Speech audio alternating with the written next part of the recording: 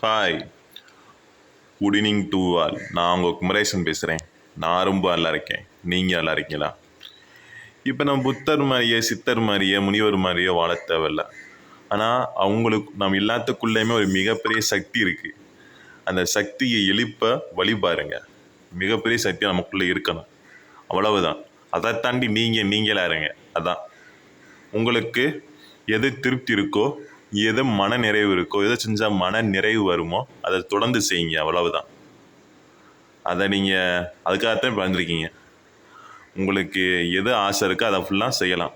மன நிறைவு வந்துடும், மன திருப்தி வந்துடும். ஓகே, இதை என்றும் என்றும் எப்போதும் மறவாதீங்க. என்றைக்குமே நினைவில் வச்சுக்கிங்க, சிந்தித்து செயல்படுங்க. புரியுதா? வாழ்க வளமுடன், வாழ்க வையகம். நன்றி, வணக்கம்.